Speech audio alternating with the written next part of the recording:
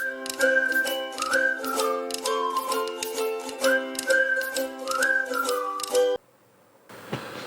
दोस्तों, welcome to my YouTube channel. और आज हम देखेंगे question based on trains.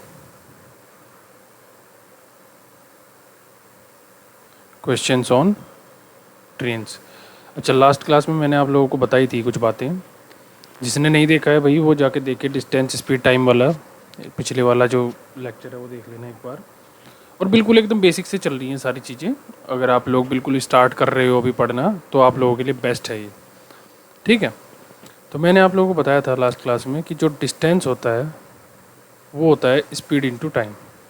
Speed into time, into मतलब गुना, यानी कि दूरी बराबर चाल गुना समय। ये मैंने लास्ट क्लास में आप लोगों को बात समझाई थी। ठीक है, ट्रेन के क्वेश्चन स्टार्ट करने से पहले कुछ चीज़ों का ध्यान रखना है। जैसे मैं बता देता हूँ आपको। मान लो ये ट्रेन है, ठीक है, ये ट्रेन है और ये ट्रेन इधर जा रही है इस तरफ, ठीक है, और यहाँ कोई आदमी खड़ा है। ये इस ट्रेन को इस आदमी को पार करने में कितनी लंबाई लगेगी, कितनी दूरी लगेगी? अगर इस ट्रेन को इस आदमी को पार करना है तो इसका मतलब वो कितनी दूरी तय करेगी? वो भाई उतनी ही दूरी तय करेगी जितनी उस ट्रेन की लंबाई है। ट्रेन की लंबाई मान ली L, यानी कि अगर कोई आदमी है, कोई व्यक्ति यहाँ पे खड़ा है तो उसको पार करने के लिए ट्रेन को लगेगी उतनी ही दूरी जितनी उसकी लंबाई है, खुद की लंबाई। क्योंकि आदमी की लंबाई इसके रेस्पेक्ट में, मतलब इसके ट्रेन के रेस्पेक्ट में देखा जाए तो जीरो है ना। तो एक आदमी को अगर पार करना है किसी ट्रेन को तो वो जो दूरी तय करेगी वो उसकी खुद की लंबाई के बराबर होगी। एक बात, पहली बात। दूसरी बात ये है कि भाई मान लो ये ट्रेन है और ये इस तरफ जा रही है। यहाँ कोई प्लेटफॉर्म है, ये कोई प्लेटफॉर्म है, प्लेटफॉर्म जहाँ पे हम खड़े होते हैं ट्रेन में चढ़ने के लिए। मान लो इस प्लेटफॉर्म की लंबाई है P और इस ट्रेन की लंबाई है L, ठीक है, और ये इस तरफ जा रही है। तो इस ट्रेन को इस प्लेटफॉर्म को पार करने के लिए कितनी दूरी तय करनी पड़ेगी? भाई पहले तो इस प्लेटफॉर्म की लेंथ को कवर करेगी, जितनी प्लेटफॉर्म की लेंथ है, मतलब P इतना चलेगी प्लेटफॉर्म की लेंथ कवर करने के लिए। उसके बाद उस प्लेटफॉर्म से खुद को बाहर निकालना है कि नहीं? प्लेटफॉर्म के सामने से खुद को निकल के जाना है यहाँ से जब कम्प्लीटली बाहर निकल जाएगी तब हम मानेंगे कि हाँ, ये सिर्फ मुंह निकलने से ट्रेन का नहीं होगा। पीछे वाला डिब्बा जिसमें गार्ड खड़ा रहता है, जब तक वो नहीं निकल जाता तब तक हम मानेंगे नहीं कि पूरे प्लेटफॉर्म को पार कर चुकी है। फिर उसे प्लेटफॉर्म को पार करने के लिए उतनी दूरी तय करनी पड़ेगी जितनी उसकी खुद की लंबाई है। यानी कि अगर किसी प्लेटफॉर्म को कोई ट्रेन पार कर रही है तो वो जो दूरी तय करेगी उस दूरी को कहते हैं, वो जो दूरी होगी वो होगी कितनी? वो होगी प्लेटफॉर्म की लंबाई प्लस ट्रेन की लंबाई। तीसरी बात, कोई भी टनल है, मान लो ये तो प्लेटफॉर्म हो गया, टनल के केस में भी सेम रहने वाला है। टनल की जो लंबाई होगी, टनल के केस में, टनल यानी कि सुरंग, तो टनल के केस में भी क्या होगा? जो रेल की लंबाई है वो जमा जो टनल की लंबाई है कि नहीं? भाई पूरी टनल को चलेगी, फिर उसे टनल से बाहर भी तो निकलना है कम्प्लीटली, जहाँ तक गार्ड बैठा रहता है पीछे वहाँ तक का। तो खुद की लेंथ प्लस टनल की लेंथ दोनों को कवर करेगी, ठीक है। फिर उसके बाद आती है एक और बात कि अगर दो ट्रेन एक दूसरे के विपरीत दिशा में जा रही हैं, एक दूसरे के विपरीत दिशा में जा रही है, तो भाई जो इनकी रिलेटिव स्पीड होगी, रिलेटिव स्पीड जो होगी, रिलेटिव स्पीड या फिर रिलेटिव चाल जो भी होगी इसकी, मान लो इसकी S1 है, S2 है, इस दूसरे वाली की S2 है, तो जो रिलेटिव स्पीड होगी इन दोनों की वो कितनी हो जाएगी? S1 plus S2। क्यों? क्योंकि आप लोगों ने देखा होगा जब दो ट्रेन आपस में काटते हैं, आपस में मतलब जो है एक दूसरे को पार करती है, तो शायद आप लोगों ने ये चीज़ देखी भी होगी, नोटिस भी की होगी कि भाई जब भी दो ट्रेन आपस में एक दूसरे को पार करती है तो बड़ी स्पीड से निकल जाती है, ठीक है। वहीं आप लोगों ने फील किया होगा, मान लो दो बसों में आप बैठे हुए हो, एक बस जा रही है आगे तुम्हारे से और तुम उस बस को मतलब जो है कवर करना चाहते हो, ओवरटेक करना चाहते हो, तो आपको धीमे धीमे से पास होती दिखाई देगी, है कि नहीं? तो उस केस में जब जब अपोजिट डायरेक्शन में जा रही हो, अपोजिट मतलब सेम डायरेक्शन में अगर जा रही हो, अगर दो ट्रेनें सेम डायरेक्शन में जा रही है तो उनकी जो रिलेटिव स्पीड होगी, मान लो ये इसको ओवरटेक करना चाह रही है, तो रिलेटिव स्पीड जो होगी उनकी रिलेटिव स्पीड होगी S1 माइनस S2। ठीक है, रिलेटिव स्पीड होगी S1 माइनस S2। तो ये छोटी छोटी चीज़ें हैं, अब इन्हीं का यूज़ करके देखो हम सारे सवाल करेंगे। कैसे करेंगे देखो अभी।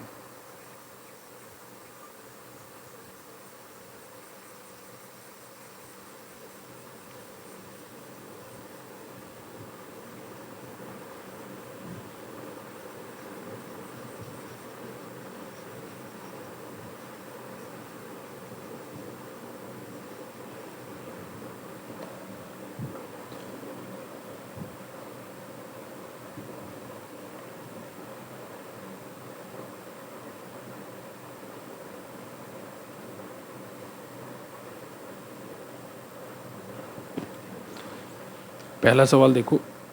सवाल में कह रहा है कि a 200 metre long train is running at a speed of 36 kilometre per hour. How much time will it take to cross a man. एक आदमी को पार करने के लिए जो प्लेटफॉर्म पे खड़ा हुआ है उसको कितना समय लगेगा, ये पूछा है। कि एक 200 मीटर लंबी रेलगाड़ी है और 36 किलोमीटर प्रति घंटे की चाल से चल रही है, तो ये प्लेटफॉर्म पर खड़े हुए एक व्यक्ति को कितने समय पार करेगी। मैंने बताया कि अभी थोड़ी देर पहले कि भाई अगर एक व्यक्ति को पार कर रही है कोई ट्रेन तो वो उतनी ही दूरी तय करेगी। कितनी दूरी तय करेगी? उतनी ही दूरी तय करेगी जितनी उसकी खुद की लंबाई है। ये बात मैंने आप लोगों को शायद अभी अभी बताई है। दूसरी बात मैंने लास्ट क्लास में ये बताई थी, कहीं भी अगर इस तरह से दे रखा है कि भाई लंबाई दे रखी है 200 मीटर और स्पीड दे रखी है इतनी, फार्मूला तो वही है, कौन सा? Distance equals to speed into time. Formula तो एक ही है, लेकिन गलती कहाँ होती है? गलती होती है कि भाई हम मीटर को किलोमीटर में नहीं चेंज करते, या फिर स्पीड को हम किलोमीटर प्रति घंटा को हम मीटर पर सेकंड में चेंज नहीं करते। तो मैंने आप लोगों को बताया था कि अगर किलोमीटर प्रति घंटा में चाल दे रखी है और उसे हमें मीटर पर सेकंड में चेंज करना है तो हमें गुना करनी पड़ेगी 5/18 की। लेकिन अगर मीटर पर सेकंड से किलोमीटर प्रति घंटे में जाना है तो उसमें किसकी गुना करनी पड़ेगी? 18/5 की। ये मैंने आप लोगों को बताया था। तो इस क्वेश्चन में बस यही पूछ रहा है। देखो यहाँ पे डिस्टेंस, अगर एक व्यक्ति को पार कर रही है तो दूरी कितनी तय करेगी? कितनी? 200 मीटर, जितनी उसकी ट्रेन की लंबाई है। कितनी दूरी तय करेगी? 200 मीटर। स्पीड दे रखी है कितनी? 36 किलोमीटर पर आवर। जब वो मीटर में दे रखी है किलोमीटर पर आवर में, तो हम इसको चेंज कर लेते हैं किस में? मीटर पर सेकंड में। तो इसमें 5/18 की गुना कर देते हैं, तो 18 दूनी 36। तो कितना आया ये? 5 दूनी 10 मीटर पर सेकंड इसकी चाल आ गई। हमें पूछा है इस व्यक्ति को पार करने के लिए। बस जिसको ये समझ में आ गया कि व्यक्ति को पार करने में सिर्फ उतनी ही दूरी तय करेगी जितनी ट्रेन की लंबाई है, तो समय कितना लगने वाला है? ट्रेन की लंबाई 200 मीटर बटे चाल कितनी है? 10 मीटर प्रति सेकंड। इसे काट दिया तो कितना आया? 20 सेकंड। कितना आया जी? 20 सेकंड। ये इसका आंसर हो जाएगा, 20 सेकंड। ओके, आगे देखो अगला सवाल। A 300 metre long train is running at a speed of 72 kilometre per in how much time will it cross a platform which is 200 metre long. मैंने अभी आप लोगों को बताया कि अगर कोई प्लेटफॉर्म है तो जितनी प्लेटफॉर्म की लंबाई है वो प्लस जितनी ट्रेन की लंबाई है वो दोनों मिलाकर उतनी दूरी तय करने वाली है। तो इस बार कितनी दूरी तय करने वाली है? वो कितनी दूरी है उसकी? भाई ट्रेन की लंबाई जो है 300 मीटर प्लस प्लेटफॉर्म की लंबाई कितनी है? 200 मीटर। तो टोटल दूरी कितनी होगी? 500 मीटर। ठीक है, और जो चाल है, स्पीड है, वो कितनी देर की?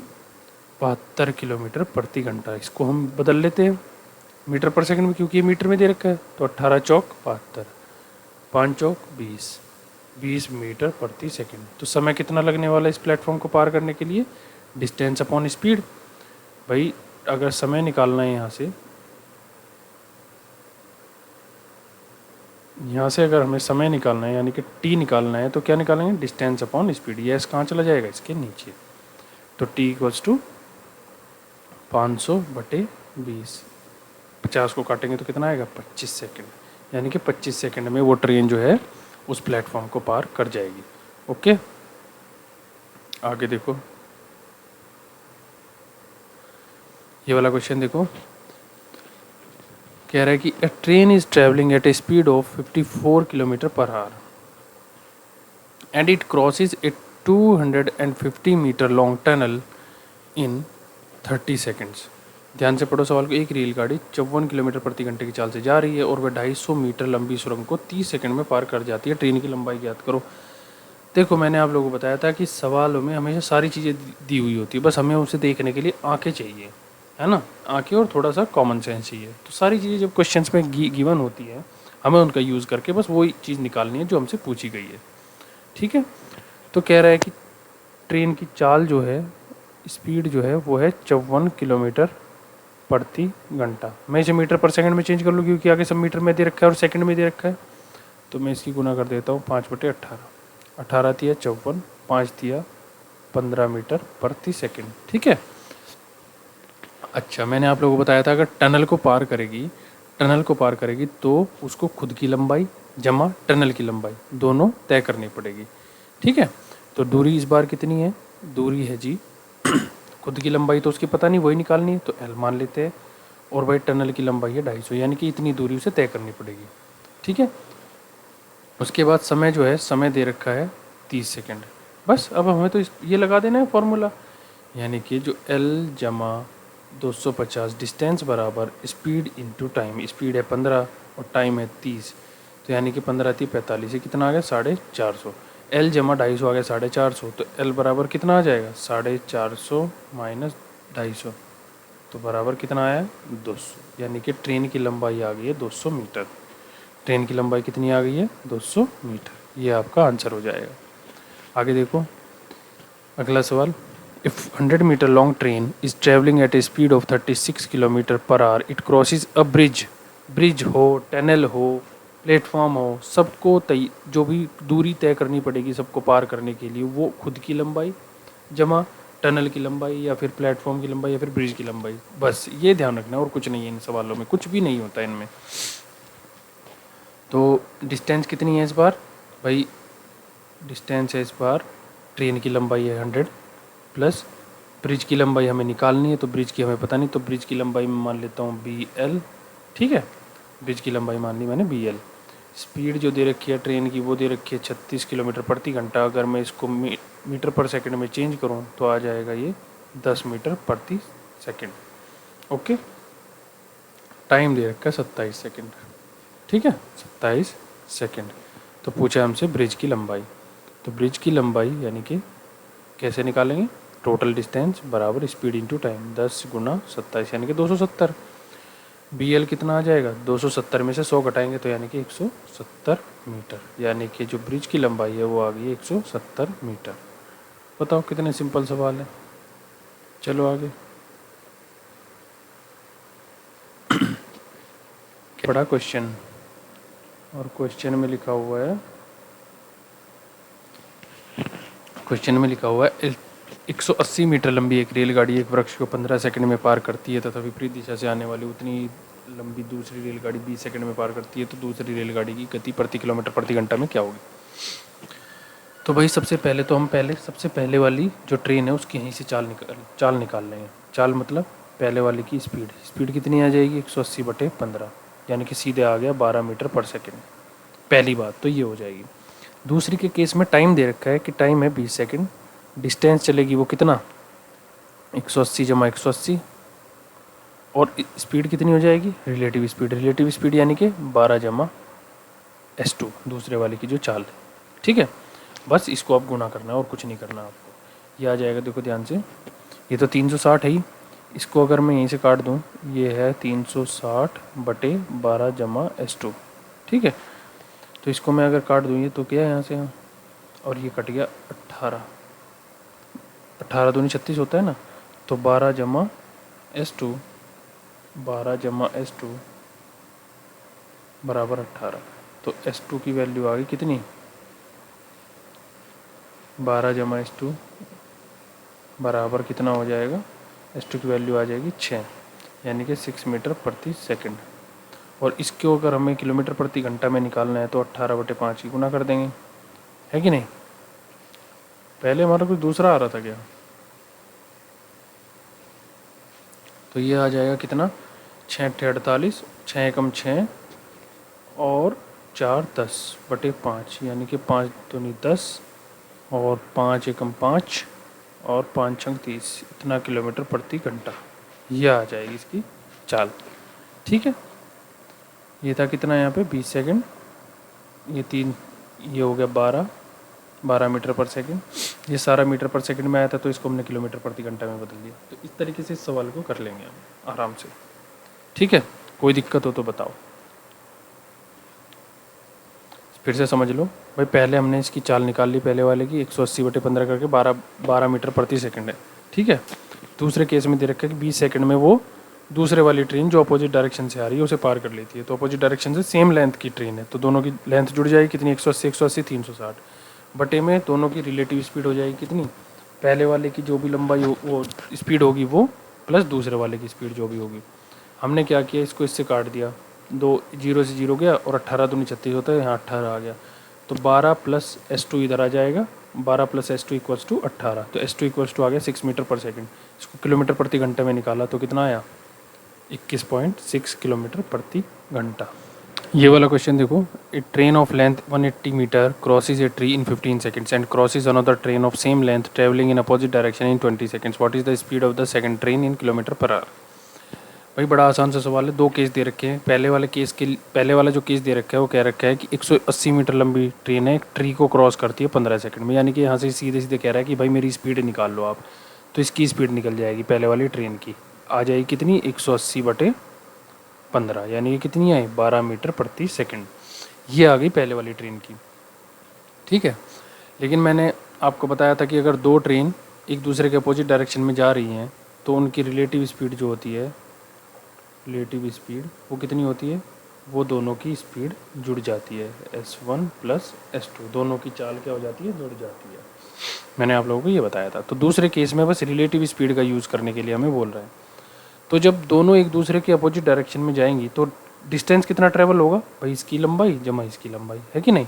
तो दोनों की जो भी लंबाई होगी दोनों की चाल के बराबर इतना डिस्टेंस वो कवर करेंगे। तो कितना डिस्टेंस कवर करेंगे वो, दोनों की चाल कितनी है, वो दोनों की लंबाई कितनी है, 180 मीटर। तो यानी 180 मीटर यानी कि दूरी हो गई है 180 जमा 180 बराबर 360, इतना मीटर हो गई दूरी। और भाई चाल रिलेटिव स्पीड जो है एक की पता है एक की नहीं पता, वो निकालनी है। और समय दे रखा है 20, यानी कि टाइम इक्वल्स टू, अगर हम डिस्टेंस अपॉन स्पीड लगा दें तो टाइम दे रखा है 20 और डिस्टेंस कितना है 360 और चाल कितनी है 12 जमा S2। ठीक है, इससे काट गया ये 2 18, ये चला जाएगा यहाँ पे, तो आ जाएगा 12 जमा S2 बराबर 18, यानी कि S2 की वैल्यू आ जाएगी 6 मीटर पर सेकंड। लेकिन हमसे पूछा है किसमें, इसमें पूछा है किलोमीटर प्रति घंटा में, यानी कि हमें 18/5 की इसमें गुना करनी पड़ेगी। 18 छक्का 108/5 कितना आ जाएगा, 5 दूनी 10, 5 एकम 5 और 5 छंग 30, 21.6 किलोमीटर प्रति घंटा, 21.6 किलोमीटर प्रति घंटा। ठीक है, ये इसकी चाल आ जाएगी दूसरी वाली की। बस यही करना है बेसिकली, और कुछ नहीं, इसमें कैलकुलेशन है। और distance equal to speed into time, यही फार्मूला लगेगा हर जगह। ठीक है, बिल्कुल एकदम बेसिक से समझ रहे हैं चीज़ों को। आगे देखो, कह रहा है कि ये train is moving with uniform speed crosses 2 tunnels of length इतना एंड इतना। यूनिफॉर्म स्पीड मतलब सेम स्पीड है ट्रेन की। और कह रहा है कि एक बार एक टनल है जिसकी लंबाई 270 मीटर है, उसको पार करती है 12 सेकंड में, और फिर एक दूसरी है 450 मीटर वाली, उसको करती है 15 सेकंड में, यानी कि टाइम दिया हुआ है। तो स्पीड पूछनी है, स्पीड है उसकी यूनिफॉर्म। तो स्पीड कितनी होगी भाई, स्पीड बराबर होता है डिस्टेंस अपॉन टाइम, ये हमें पता है। हमसे स्पीड पूछी है पहले केस में, भाई पहले केस में और दूसरे केस में क्या होगा, स्पीड बराबर रहेगी, है कि नहीं। तो पहले केस में अगर वो एक टनल को 270 मीटर वाली को पार कर रही है तो कितनी दूरी तय करेगी वो, अपनी लंबाई जो कि हमें नहीं पता है अभी, प्लस 270, और उसे पार करने में कितना समय ले रही है, वो ले रही है 12 सेकंड। ठीक है, ऐसे ही फिर दूसरे केस में स्पीड तो सेम है, स्पीड सेम है, लेकिन वो दूरी कितनी तय कर रही है, लंबाई प्लस टनल की लंबाई बटे 15। इसका मतलब ये दोनों तो सेम है कि नहीं। अगर ये दोनों सेम है, ये और ये दोनों सेम है, इसका मतलब हम इन दोनों को आमने सामने रख सकते हैं। अगर आमने सामने में इनको रख दूँ, यानी कि L प्लस 450 बटे 15, तो क्या मैं यहाँ से L निकाल सकता हूँ, हाँ आराम से निकाल सकता हूँ। कैसे, देखो अभी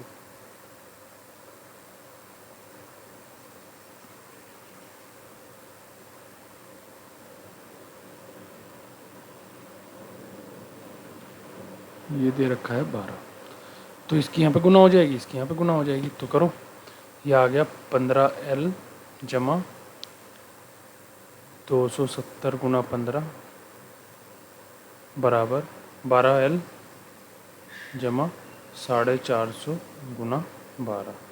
ठीक है, तो 12 इधर आ जाएगा तो कितना आ जाएगा 3L इक्वल्स टू भैया आ जाएगा कितना 12 0 0 12 पंजे 60 6 12 चौक 48 और 6 54 माइनस ये इधर चला जाएगा 0 15 सत्ते 45 चौके 60 5 5 90 सत्ते 105 यानी कि हासिल लगे 10 और 15 दूनी 30 और 10 40। तो 4050 5400 में से घटा दो कितना आ जाएगा 0 5 और 3 और फिर कितना बचा इधर 1 1350 यानी कि L की वैल्यू कितनी आ जाएगी यहाँ पे 1350/3। 3 से कट रहा है, हाँ कट रहा है, 3 चौक 12 3 पंजे 15 450 मीटर। ठीक है, 450 मीटर। अब किसी भी इक्वेशन में इसको रख दो, पहले वाली में रख दो चाहे दूसरे वाली में, हमें स्पीड निकालनी है तो इस वाली इक्वेशन में हम इसको रख देते हैं। तो स्पीड इक्वल्स टू L कितनी आई है 450 जमा 270/12।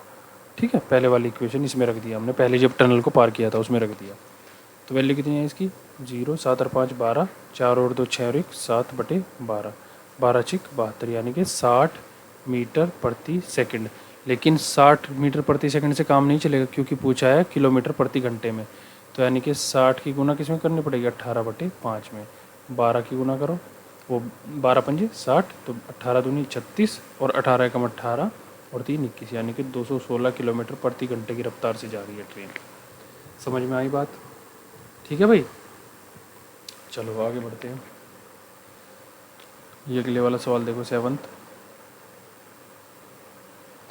क्वेश्चन में कह रहा है कि 600 metre long train can cross a tree को क्रॉस कर रही है 20 सेकंड में। यानी कि इसने अपनी चाल तो इसकी पता चल गई है हमें। कैसे?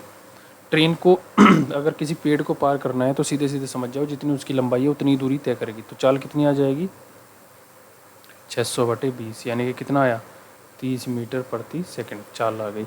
But it crosses another train of same length running in same direction.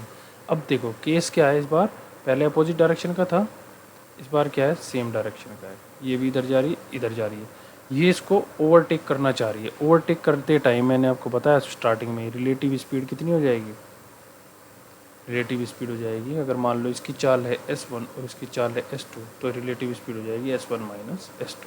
बस वही यहाँ अप्लाई कर देना है। कह रहा है कि सेम लेंथ की ट्रेन है, सेम लेंथ यानी कि 600 मीटर। ठीक है, और टाइम कितना लग रहा है 30। टाइम कितना लग रहा है, टाइम इक्वल्स टू होता है डिस्टेंस अपॉन स्पीड। ठीक है, तो वही लगा देते हैं हम। टाइम लग रहा है 30 सेकंड, डिस्टेंस कितना ट्रेवल करेगी सेम लेंथ यानी कि 600 600 कितना हो गया 1200। ठीक है, और इस बार रिलेटिव स्पीड क्या हो जाएगी S1 - S2। S1 कितना है 30 और S2 पता नहीं, अभी निकालना है। ठीक है, अगर मैं इससे इसको काट दूं तो कितना आ जाएगा 3 चौक 12, ये आ गया 40, ऊपर आ गया 40 और ये इधर चला जाएगा यानी कि 40 इक्वल्स टू 30 - S2।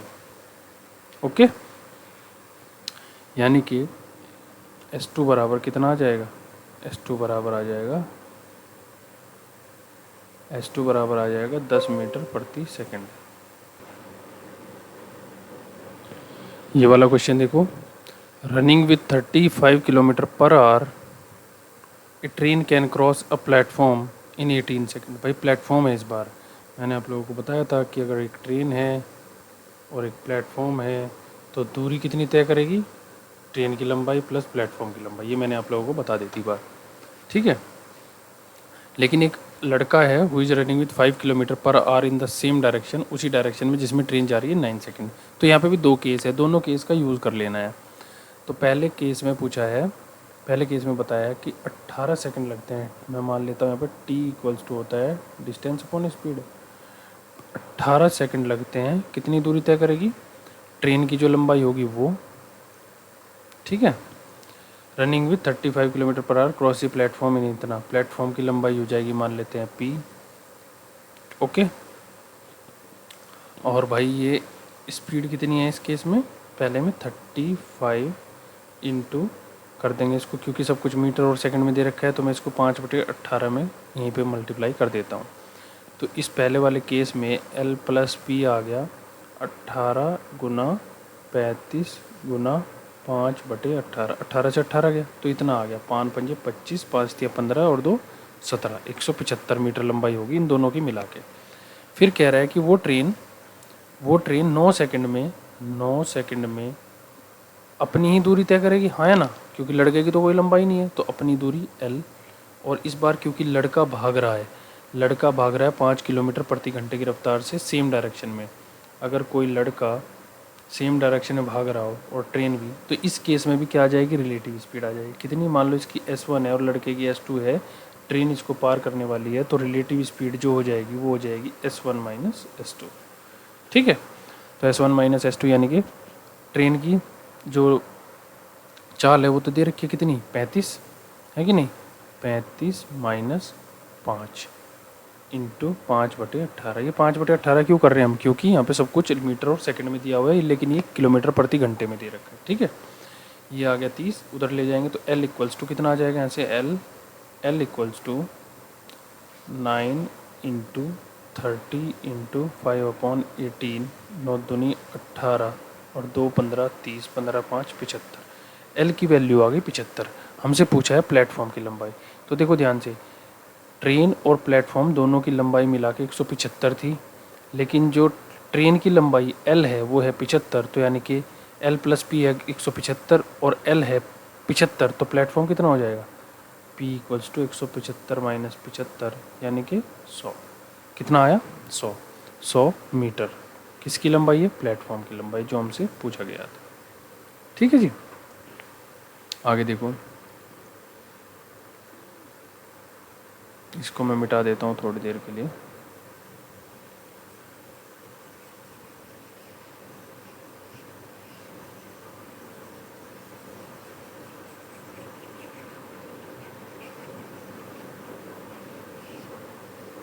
अपने आप भी खूब इन सब क्वेश्चंस की प्रैक्टिस करना, तो सब समझ में आ जाएगा कैसे हो रहे हैं सवाल। जैसे मैं बता रहा हूँ बस वही करते जाओ, आप केस का यूज़ करो और निकाल लो।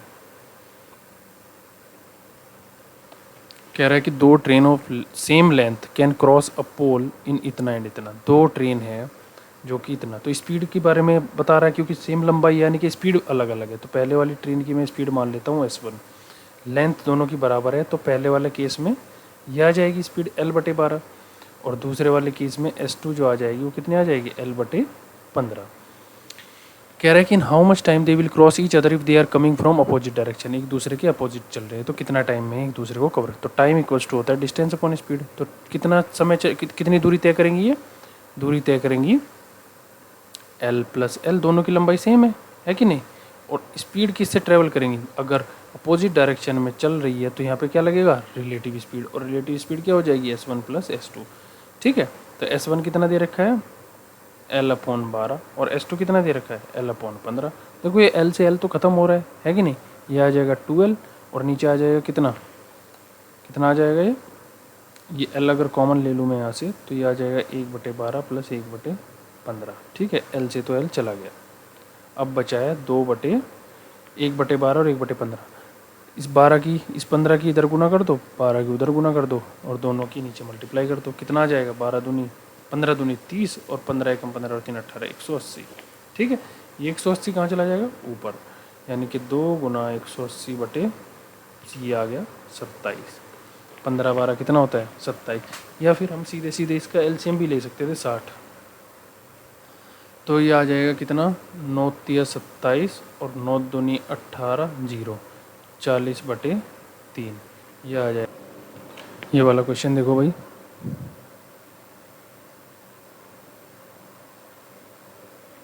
ये कह रहा है कि 2 trains can cross a pole in 4 seconds and 6 seconds respectively. In how much time will they cross each other if they are coming from same direction and speed of train are in the ratio इतना। भाई speed का अनुपात दे रखा है इस बार। कह रहा है कि स्पीड का जो अनुपात है वो है 7:9, यानी कि अगर एक की स्पीड 7x है तो दूसरे की स्पीड कितनी है, 9x। ठीक है, कह रहा है कि 2 train can cross a pole in 4 second and 6 seconds respectively. ठीक है जी। तो यहाँ से अगर मैं लंबाई निकालूँ, पहले केस में क्या पूछा है हमसे सवाल में, the speed of the train are in the ratio in how much time, time पूछा है हमसे कितने टाइम में एक दूसरे को ये क्रॉस करेगी अगर they are coming from same direction.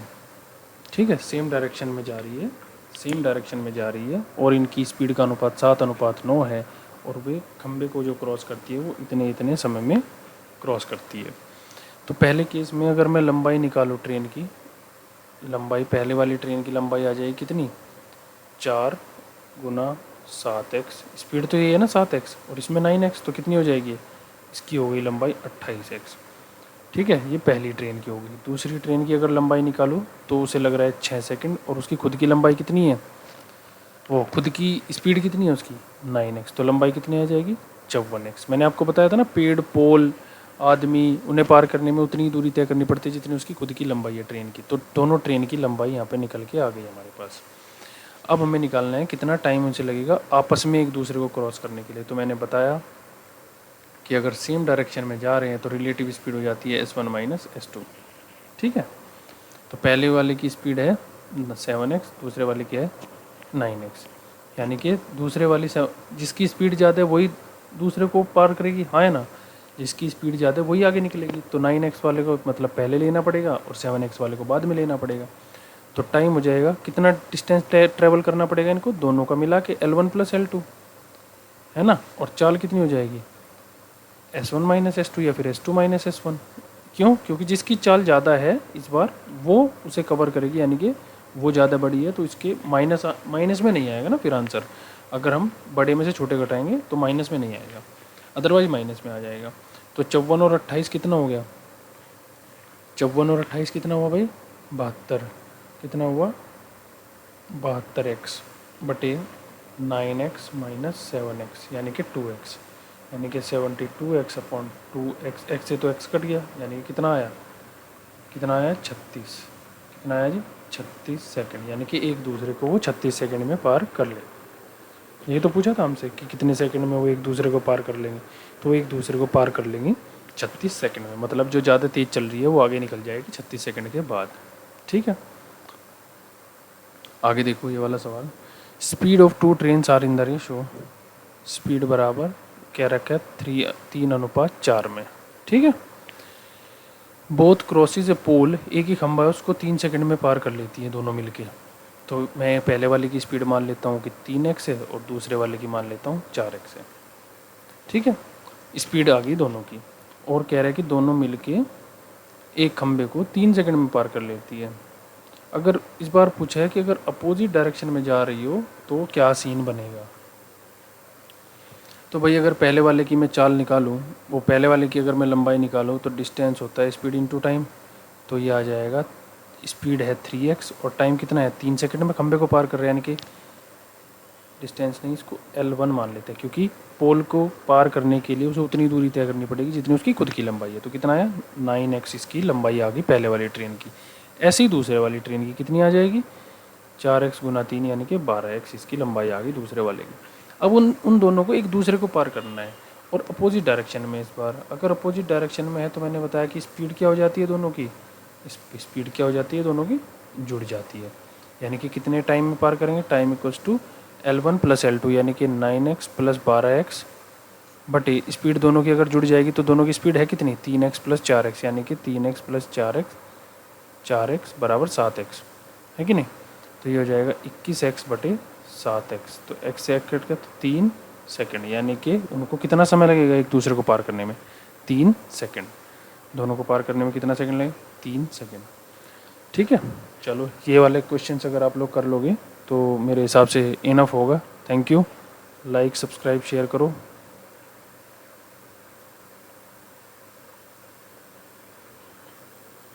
Thank you so much.